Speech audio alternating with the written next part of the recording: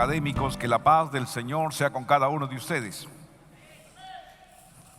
El día de hoy trataremos nombre número 31, Dios de los escuadrones de Israel. ¿Dónde se halla este nombre? En 1 Samuel capítulo 17, verso 45 nos dice: entonces dijo David al filisteo: tú vienes a mí con espada y lanza y jabalina, mas yo vengo a ti en el nombre de Jehová de los ejércitos, el Dios de los escuadrones de Israel. Ahí está este nombre: el Dios de los escuadrones de Israel, a quienes tú has provocado. Dios de los escuadrones de Israel. Para entender este nombre tenemos primero que comprender qué significa escuadrón. Se refiere a la unidad de la caballería mandada normalmente por un capitán. Ese es un escuadrón. También escuadrón asimismo es una porción de tropa formada en filas según las reglas de la táctica militar. David conocía sobre el escuadrón, por eso él habló: Dios de los escuadrones de Israel. Punto 1.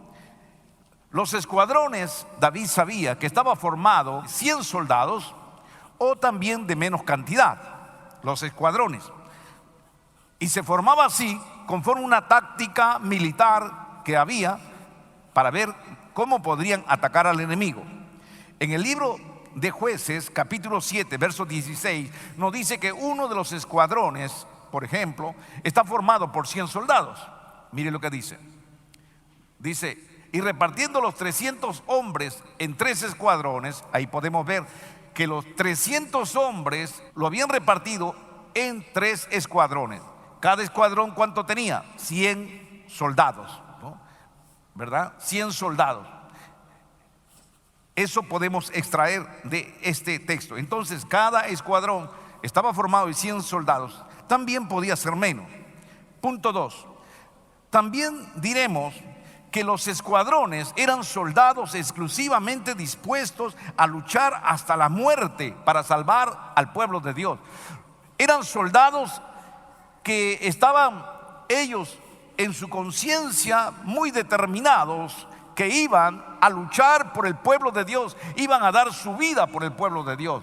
Cada soldado sabía a qué se enfrentaba, y se enfrentaba, cuando se enfrentaba al enemigo, ellos estaban dispuestos a dar su vida y lo daban feliz, con tal de salvar al pueblo de Dios. Punto 3. Los escuadrones de Israel eran muchos, nos dice en 1 Samuel capítulo 17 verso 8.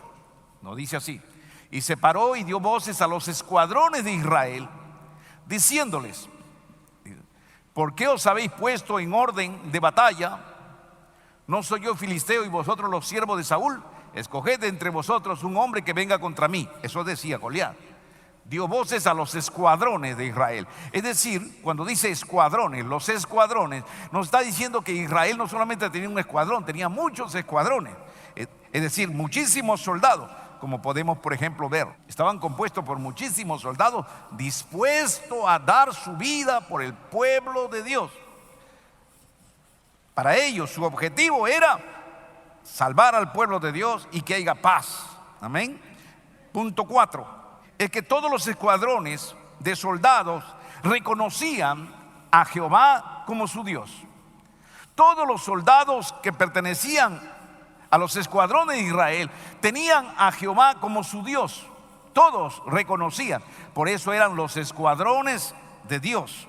Podemos ver en el libro de 1 Samuel capítulo 17 verso 26. Entonces habló David a los que estaban junto a él diciendo: ¿qué hará el hombre que vendiere a este filisteo y quitare el oprobio de Israel? Decía David: porque ¿quién es este filisteo incircunciso que provoque a los escuadrones del Dios viviente? Los escuadrones del Dios viviente, es decir que Dios era el dueño de todos esos soldados. Dios era dueño de todos esos escuadrones de Israel. Entonces, cuando usted ve en el texto sagrado que dice Dios de los escuadrones de Israel, ¿qué te está diciendo? El nombre Dios de los escuadrones de Israel te está revelando que Dios es el dueño de todos los escuadrones de Israel, aquellos que son sus hijos. Pero hoy en día, por ejemplo, ¿quiénes son los escuadrones de Israel? Los escuadrones de Israel, ¿quiénes son hoy en día? Hoy en día, los escuadrones de Israel es el pueblo de Dios, es la iglesia, son los creyentes, son los miembros. Todos ellos forman los escuadrones del Dios de Israel. Ustedes son los escuadrones del Dios de Israel. Ustedes forman los soldados. Ustedes son los soldados del Dios de Israel. Así como cada soldado estaba dispuesto a dar su vida por el pueblo de Dios, así también cada creyente debe estar dispuesto a dar su vida por la iglesia de Cristo Jesús. Nosotros no somos soldados de juguete, somos soldados de verdad. Ustedes, cada uno de ustedes son guerreros al cual Dios los ha llamado para que peleen por el reino de Dios, para que engrandezcan el reino de Dios, para que conquisten, para que vayan y tomen aquellos lugares que el enemigo ha usurpado. Ustedes son los soldados del Señor. Ustedes son los escuadrones de Dios y Dios confía en ustedes. Por eso Dios es Dios de los escuadrones de Israel. Usted es la Israel espiritual. Por tanto, tenemos que defender el reino de Dios. La iglesia debe defenderse no solamente hablando, sino también aún con nuestra vida, porque nosotros hemos venido a esta tierra a engrandecer el reino de Dios. Nuestro rey nos ha enviado como soldados para poder engrandecer el reino de Jesucristo en la tierra. ¿Cuántos dicen amén? Diga conmigo: yo soy un soldado de Cristo. Yo pertenezco a los escuadrones de Israel. Bendito sea su nombre. Fuerte aplauso. Tu Dios es Dios de los escuadrones de Israel. Amén. Nombre número 32. Dios de los espíritus de los profetas. Se halla en el libro de Apocalipsis capítulo 22 verso 6. Y me dijo: estas palabras son fieles y verdaderas. Y el Señor, el Dios de los espíritus de los profetas. Miren, ahí sustraemos de este texto el nombre. Dios de los espíritus de los profetas. Así se le conoce a Jehová. Ahora bien, primeramente tenemos que entender qué significa espíritu. Estas dos definiciones, entre muchas que hay, encajan de lo que Dios nos está hablando en este texto. ¿Qué es espíritu? Cuando dice Dios de los espíritus de los profetas, ¿verdad? Está diciendo, en cuanto a espíritu, dice vigor natural y virtud que alienta y purifica el cuerpo para obrar. Una definición. Segunda definición de espíritu: ánimo, valor, aliento, brío, esfuerzo. Eso también es la definición de espíritu. Entonces, cuando dice espíritu de los profetas, se refiere aquí que los profetas, ellos tienen su espíritu humano.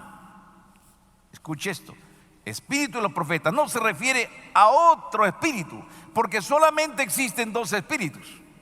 Uno es el espíritu humano, el espíritu de la persona. Otro es el Espíritu Santo. Son dos espíritus que hay: el espíritu humano, que le da la vida al ser humano, y el Espíritu Santo.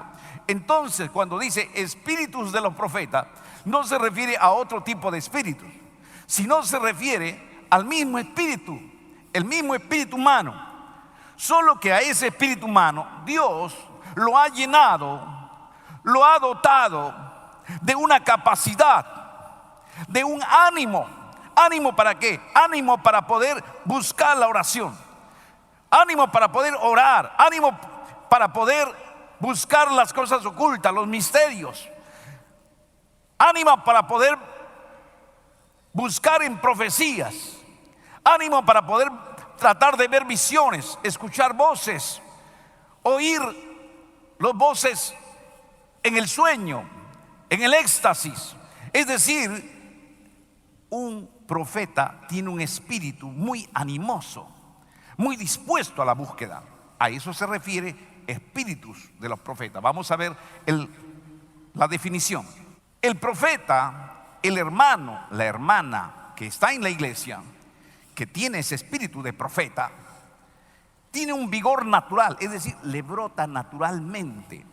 Naturalmente quiere orar, naturalmente quiere estar en los ayunos, naturalmente de sí mismo le brota una fuerza para poder clamar, ayunar, vigilar, ¿no?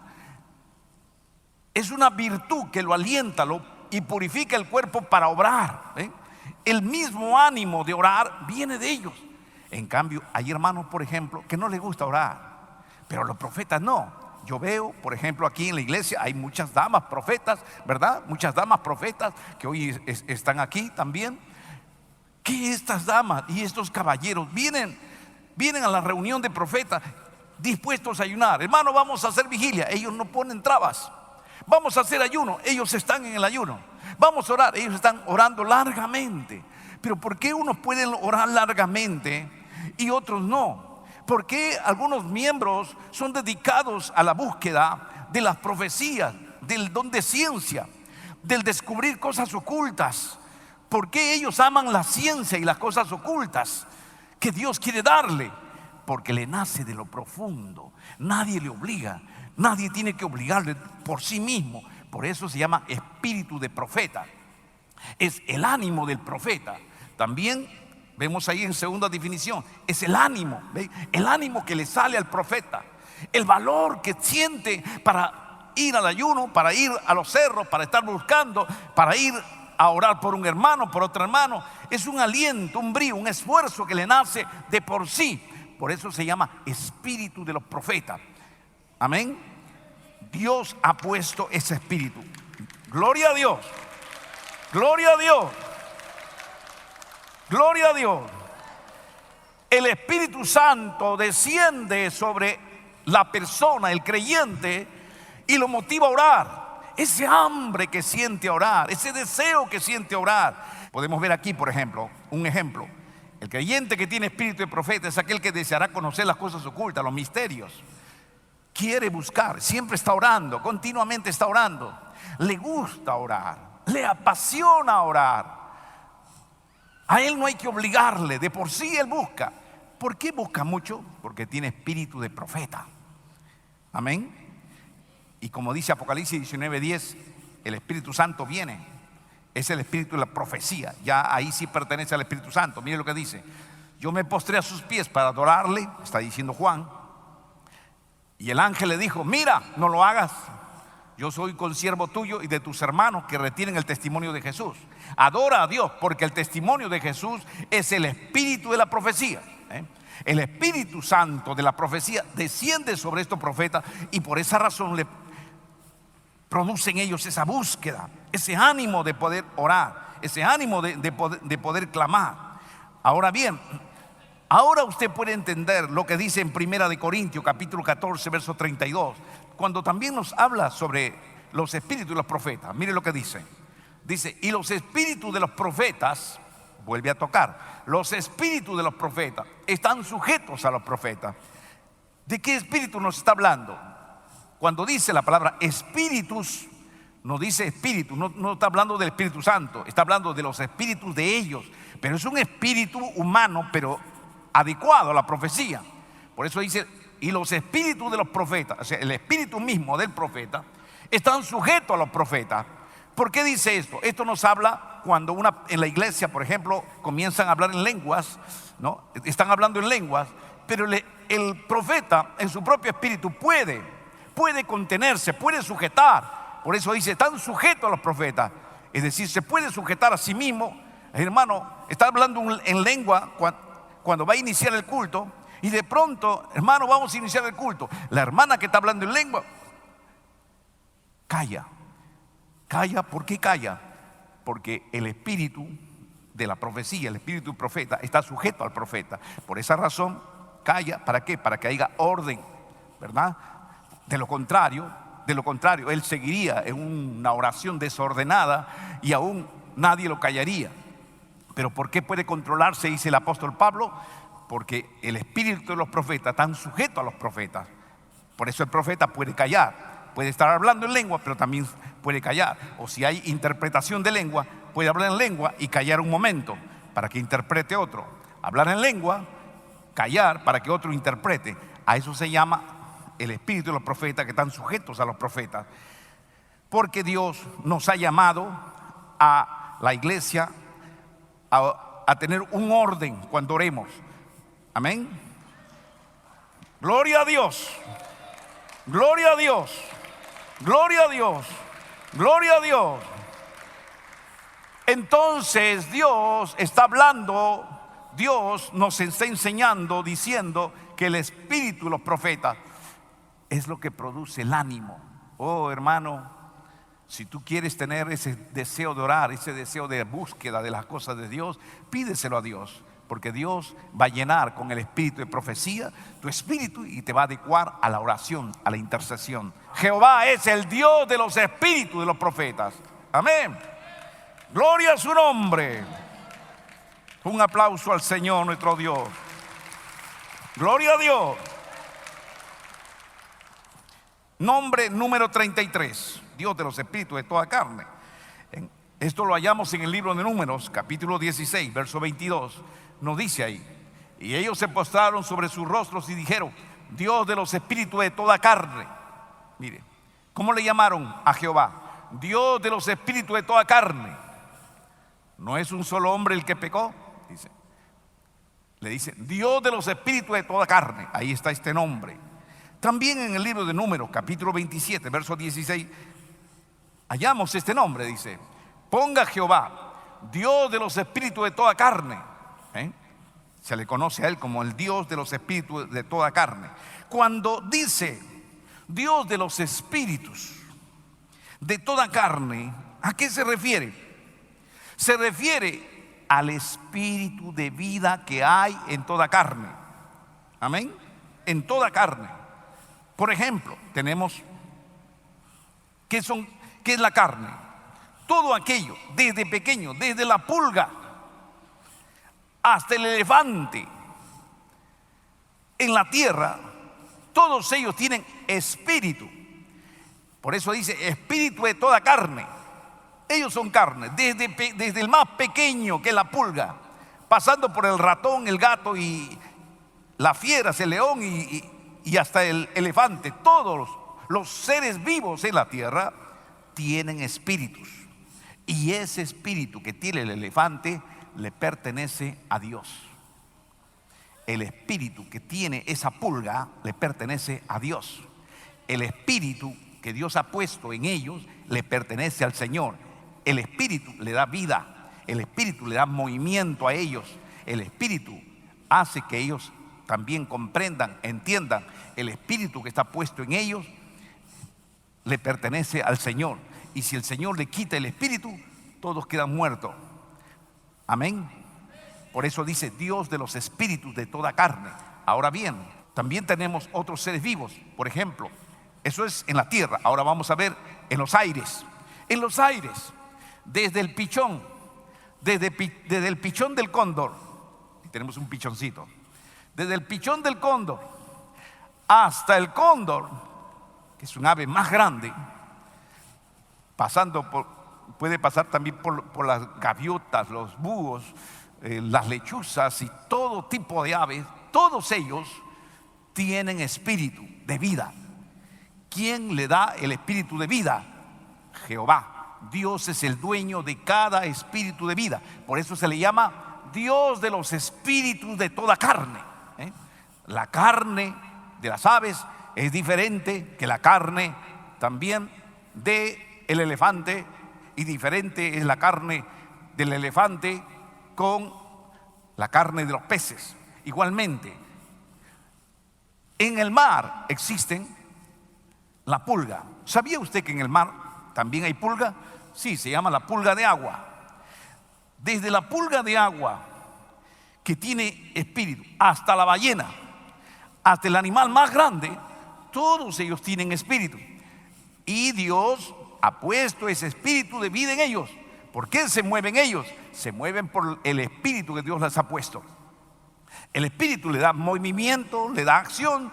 El Espíritu les hace ver, el Espíritu les hace oír, el Espíritu les hace sentir. El Espíritu es el que le da vida a ellos. Por eso se llama Dios de los espíritus de toda carne. Amén. Jehová es el dueño de los espíritus de cada uno de ellos. Gloria sea su nombre. Gloria a Dios. Gloria a Dios. Gloria a Dios. Gloria a Dios. ¿Qué pasaría si Dios quitara y dijera: quiero que los espíritus vuelvan conmigo? Toditos quedan muertos. Ustedes tienen espíritus. Cada uno tiene el espíritu de vida, pero esa vida que usted tiene le pertenece a Dios. Dios, si dice: vuelvan a mí los espíritus que he dado, si Dios los llama al espíritu, todos que están caminando caen así, todos caerían muertos inmediatamente, porque quien le da vida es el espíritu. Como dice las Sagradas Escrituras en el libro de Job, Job 34, 14 y 15. Mire lo que dice. Dice así: si él pusiese sobre el hombre su corazón y recogiese, mire lo que dice, y recogiese su espíritu, y recogiese su espíritu y su aliento, toda carne perecería juntamente, y el hombre volvería al polvo. Si Dios quita los espíritus de toda carne, todos quedarían muertos y el mundo se convertiría en un mundo de tierra y de polvo, porque toda carne es de polvo. Amén. El cóndor es de polvo, el elefante de polvo, las pulgas de polvo, los seres humanos de polvo. Prácticamente nos desintegraríamos y volveríamos al polvo, y la tierra sería de polvo, porque del polvo ha sido hecho. Amén. Gloria a Dios. Gloria a Dios. Por eso es importante que reconozcas a Jehová tu Dios. Es importante que reconozcas al Señor nuestro Dios, porque Él es tu creador. Él te ha hecho, te ha formado y ha dado un espíritu, te ha regalado. Entiende que Dios tiene tu vida en sus manos. Si el espíritu sale de un cuerpo, el hombre queda muerto. Bien dice en el libro de Santiago capítulo 2 verso 26. Mire lo que dice. Dice así: porque como el cuerpo sin espíritu está muerto. Ahí está diciendo, el cuerpo sin el espíritu que está muerto. Si el espíritu sale de un cuerpo, queda muerto. Así automáticamente. Entonces, ¿quién tiene tu vida en sus manos? En el libro de Daniel capítulo 5 verso 23 nos dice: sino que contra el Señor del cielo te has ensoberbecido e hiciste traer de delante de ti los vasos de su casa. Tú y tus grandes, tus mujeres, tus concubinas, bebiste vino en ellos. Además de esto, diste alabanza. Has dado alabanza a dioses de plata y de oro, de bronce, de hierro, de madera y de piedra, que ni ven, ni oyen, ni saben, y al Dios en cuya mano está tu vida. Óigalo bien: al Dios en cuya mano está tu vida y cuyos son todos tus caminos, nunca honraste. ¿Quién tiene tu vida en sus manos? Jehová. Por tanto, hónrale a Jehová tu Dios. Gloria a Dios. Gloria a Dios. Gloria a Dios. Nombre número 34.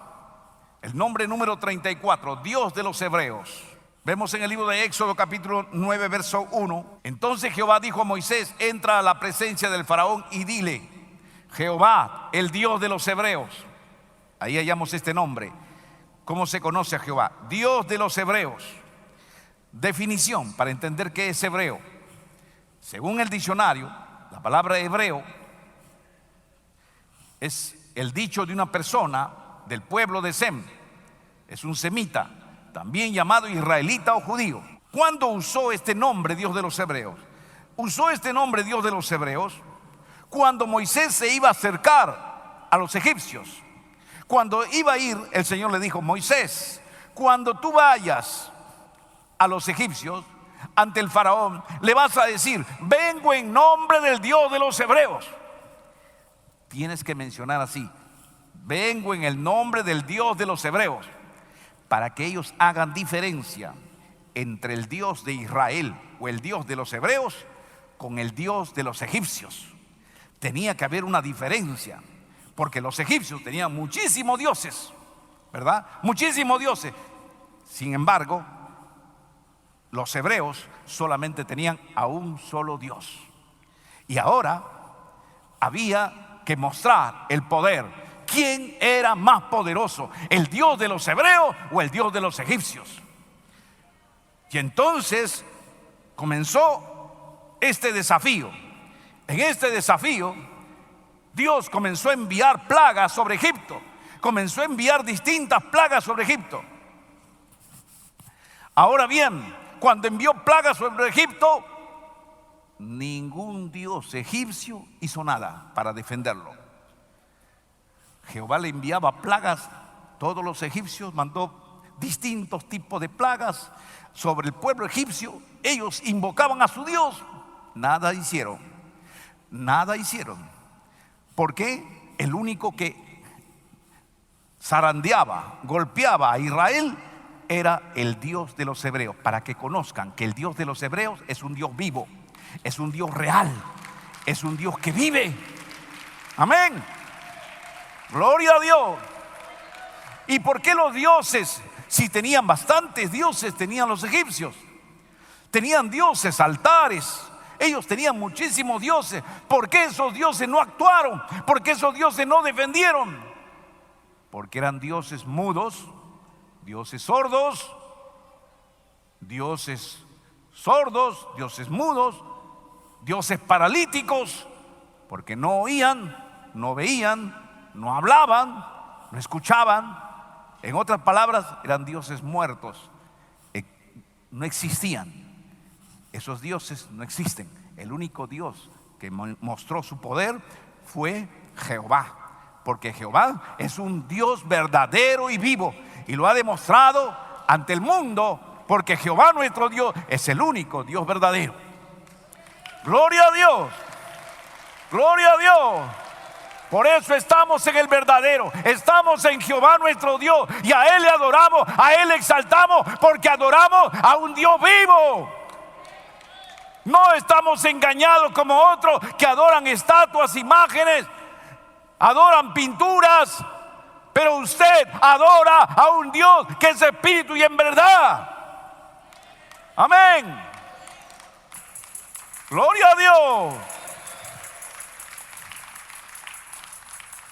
Aún incluso en la última plaga envió.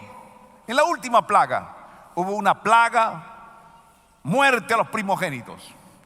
Y el faraón, desesperado, al ver muerto su hijo, invocó a sus espíritus, invocó a sus dioses. Ya no sabían qué hacer. Su mamá, la reina del faraón, también el faraón invocó. Miren, lo llevó ante sus dioses. Resucítalo. El Dios de los hebreos lo ha matado. Al Dios que tenía cabeza de águila, cuerpo de hombre, cabeza de águila, lo invocaba, le decía: resucítalo. No estoy gastando en ti las ofrendas, no estoy invirtiendo en ti, no te he puesto sacerdotes, no te he hecho un templo de oro. ¿Para qué si no me vas a escuchar? Mira lo que ha hecho el Dios de los hebreos, lo ha matado. Ahora tú haz algo, resucítalo. El faraón, afligido, comienza a invocar, pero ese Dios no hablaba, no oía, no respondía, ni hacía nada, y quedó muerto el hijo del faraón, porque el único Dios vivo es Jehová de los ejércitos. Gloria a Dios. Gloria a Dios. Amén. Amén. Como dice las Sagradas Escrituras, hermano, ¿quién ¿quién lo había engrandecido al faraón? Jehová. En el libro de Romanos capítulo 9 verso 17 podemos ver, escuche esto. Lo que pasa es que el faraón pensaría: oye, pero estos mis dioses son los que me han hecho ganar la guerra. Por eso estoy ganando guerra. Por eso es que Egipto es una potencia mundial. Debido a que yo estoy ganando la guerra, mis dioses me están escuchando. Falso. Sus dioses eran mudos, sordos, ciegos, paralíticos. Sus dioses nunca lo hicieron ganar la guerra. ¿Y quién lo hizo ganar la guerra? Jehová. Ellos no se daban cuenta. Jehová les hacía ganar la guerra. Antes que llegara Moisés, le hizo ganar la guerra al faraón y a todo Egipto, y convirtió a todo Egipto en una potencia mundial. Pero como ellos no conocían, ellos decían: nuestros dioses nos están haciendo ganar la guerra, y le traían ofrendas y creían en su Dios. Falso. Por eso las Sagradas Escrituras dicen: ¿quién le levantó al faraón? ¿Quién le hizo poderoso al faraón? Jehová. ¿Y por qué Jehová lo hizo tan grande al faraón si el faraón no creía en él?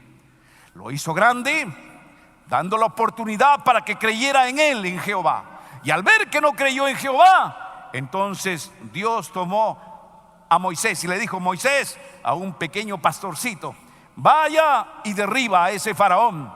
Aunque tú no tengas un ejército, y ellos tienen innumerable ejército y tienen armas de guerra, pero yo te levanto a ti para que tú lo derribes a ese faraón y para que le quites sus riquezas, porque yo puedo tomar a cualquier pequeño para derribar al grande, porque así como yo lo he levantado, yo también lo puedo derribar. Así dijo Jehová. Gloria a Dios. Gloria a Dios. El faraón, un hombre muy riquísimo, un hombre que obtuvo todo poder, tenía todo el poder, la riqueza. Dios lo había levantado, le había hecho una potencia mundial.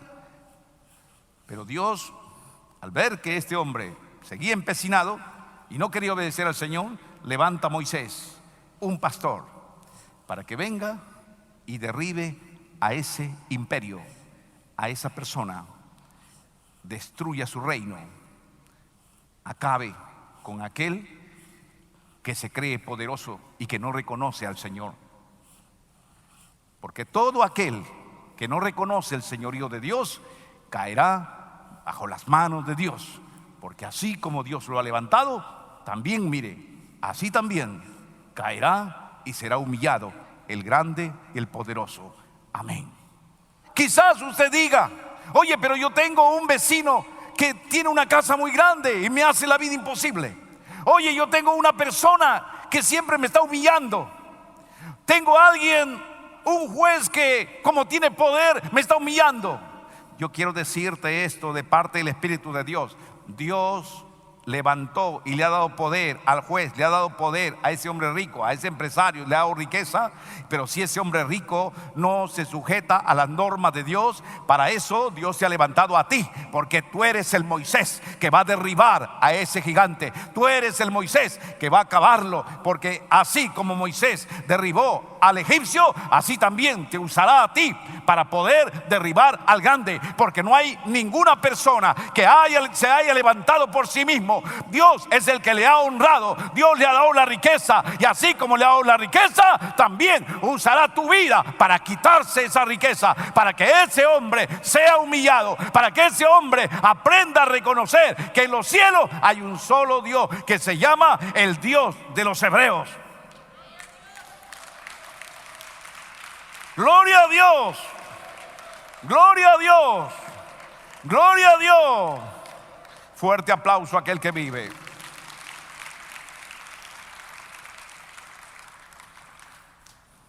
Tú eres el instrumento de Dios. Amén. Tú eres el instrumento de Dios por medio del cual el Señor va a lograr grandes cosas. He escuchado cuando alguien dice: pero ¿por qué él tiene más y yo tengo poco? Tú sabes que siempre a los pequeños Dios los levantó. ¿Para qué? Para que tengas un desafío. La vida es un desafío. Tú eres Moisés y él es el egipcio. Él es el faraón. Él tiene la riqueza, tiene el poder. Pero tú tienes más que eso. Tú tienes a Jehová, quien le ha dado el poder, la riqueza y la autoridad a tu enemigo. Por tanto, levántate. Dios quiere usarte para que por medio tuyo Él pueda hacer maravillas, para que el mundo conozca que Jehová nuestro Dios es el Dios de los hebreos, el Dios de los hebreos que derrotó al poderoso ejército de los egipcios. También derrotará a tus enemigos que se levanten contra ti.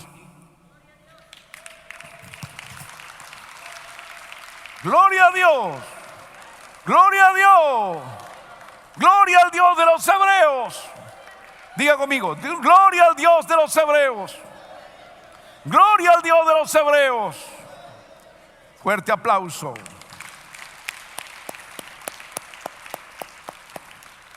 Nombre número 35. Dios de mi alegría y de mi gozo.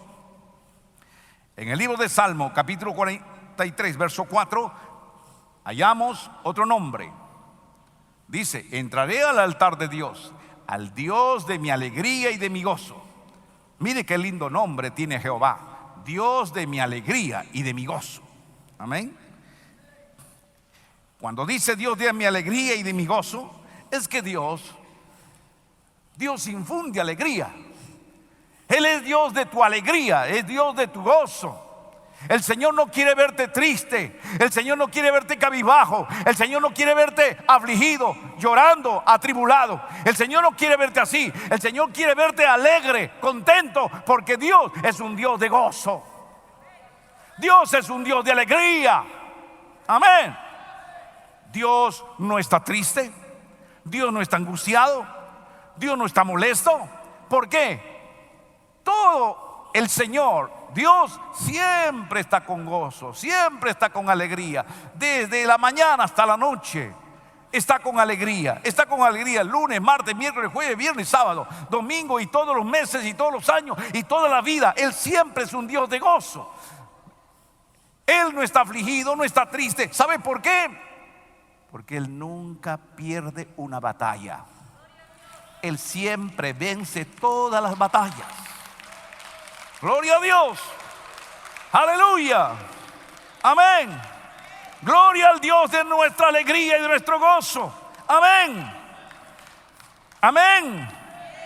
Por eso, querido hermano, Dios no pierde ni una batalla. Y si Él no pierde ni una batalla, es porque Dios ha hecho hijos. Te ha formado a ti. ¿Por qué te ha formado? Para que tú siempre venzas todas las batallas. Amén. Querido hermano, quizás tú digas: pero doctor, lo que pasa es que a mí me han robado. Lo que pasa es que mi mamá se ha enfermado. Lo que pasa es que se me ha quemado la casa. Lo que pasa, siempre por esa razón es que no estoy con alegría. Yo quiero decirte esto: sea que se queme tu casa, sea que te roben, sea que alguien se enferme, eso no debe ser un motivo de tu aflicción, de tu tristeza, de tu llanto. Porque todas las cosas que Dios te permite pasar, todo obra para bien. Todo es para tu bien. No hay nada que sea para afectarte. Todo es para tu bien, porque todo obra para bien al que ama a Dios. Gloria a Dios. Amén. Por eso en el libro de Esdras, capítulo 8, verso 22, nos dice: porque tuve vergüenza de pedir al rey tropa y gente de a caballo que nos defendiese del enemigo en el camino, porque habíamos hablado al rey diciendo: la mano de nuestro Dios, la mano de nuestro Dios es para bien sobre todos los que le buscan. Óigalo bien: la mano de Jehová nuestro Dios es para bien sobre todos los que le buscan, mas su poder y su furor contra los que le abandonan. Amén. Todo obra para bien, todo. A veces cuando se enferma un familiar, ¿para qué sirve eso? Sirve para que los familiares comiencen a afligirse y comiencen a orar. Otros, al ver a la mamá triste, a la mamá enferma, hasta los hijos se entregan a Cristo. Y luego se sana la mamá y los hijos también se entregaron a Cristo. Recuerdo que una hermana se le quemó su casa. Ella vivía en Tres Teras y se le quemó su casa. Hasta que luego después Dios comenzó a bendecirlo por un hermano, por otro hermano. Y la hermana ya no levantó de esteras, sino levantó de material noble. Y la hermana decía: oh, doy gracias a Dios que se me haya quemado la casa, porque si no, mis hijos ni mi familia se hubieran esforzado en levantar mi casa de material noble. Gracias que se quemó la casa, comenzamos a levantar de material noble y dejamos de estar viviendo en esteras viejas. Todo obró para bien.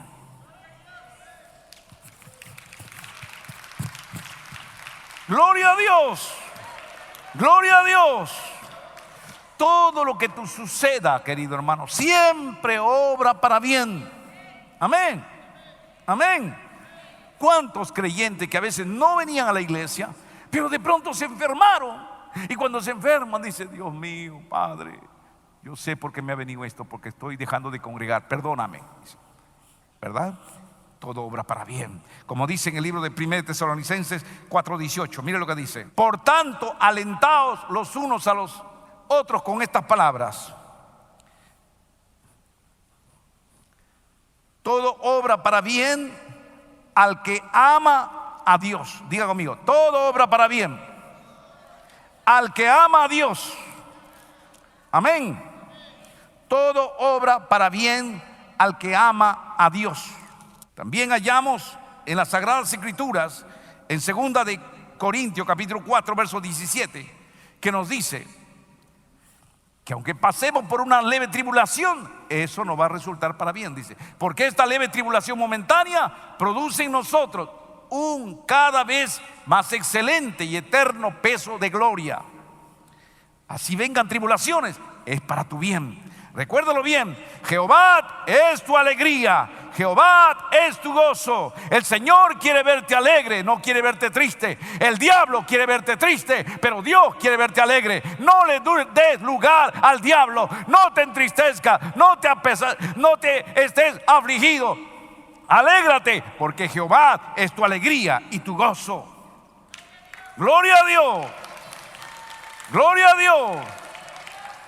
Bien dice Jeremías capítulo 31 verso 7, dice: porque así ha dicho Jehová, regocijaos, mire, en Jacob con alegría, dad voces de júbilo, regocijaos, regocijaos.